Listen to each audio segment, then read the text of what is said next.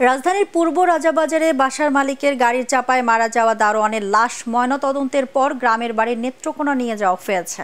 আজ নামাজে জানাজা শেষে সদর উপজেলার ৪০ ইউনিয়নের লাশ দাফন করা হবে। এর আগে নিহতের স্ত্রী বাদী হয়ে শেরেবাংলা নগর থানায় হত্যা মামলা দায়ের করেছেন। এ ঘটনায় অভিযুক্ত আসামি ইঞ্জিনিয়ার মফিদুল ইসলাম এখনও পলাতক রয়েছেন। ইয়াসিন রানার রিপোর্ট।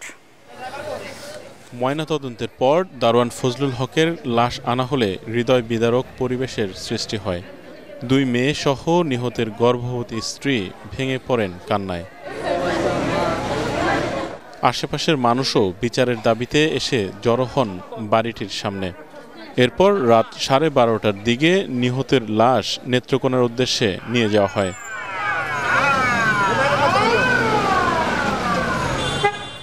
এর আগে বৃহস্পতিবার সকালে অভিযুক্ত আসামি ইঞ্জিনিয়ার মফিদুল ইসলামের গাড়ির ধাক্কায় গেটে দাঁড়িয়ে থাকা দারোয়ান মারা যায়। এই ঘটনায় বিচার চেয়ে নিহতের স্বজনরা বলেন, ছোট ছোট 2টি বাচ্চা নিয়ে নিহতের স্ত্রীর এখন কি হবে। না, মালিক বলি বলা গেছে, মালিক এলে তো কিন্তু হয়েছে না, কথা হয়েছে না, অন্ত তারা সবাই এনে ডিসিশন দিছে, পরে ব্যবস্থা করবো একটা দাফন কাফনের পরে। মালিকে ইচ্ছা করে আমার স্বামী মারছে, সকালে আমার সাথে কথা বলছে, মালিকের গেট খোলা সময়টা দিছে না। এদিকে দরিদ্র দারোয়ানের দাফন সহ লাশ গ্রামের বাড়ি নেত্রকোনা পাঠানোর খরচ বহন করেন এলাকার স্থানীয়রা।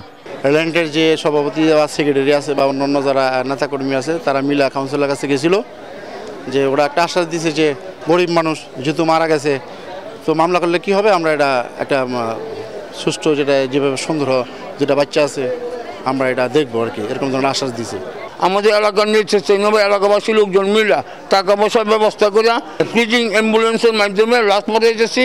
ওই 40 ইউনিয়নের চেয়ারম্যান সাহেবের সাথে কথা হয়েছে, চেয়ারম্যান সাহেব বলছে যে লাশ পাঠান, আমি দাফনের ব্যবস্থা করব। অভিযুক্ত আসামি ইঞ্জিনিয়ার মফিদুল ইসলামকে দ্রুত আইনের আওতায় নিয়ে আসা হবে বলে জানায় শেরেবাংলা নগর থানা পুলিশ। ইয়াসিন রানা, এটিএন বাংলা, ঢাকা।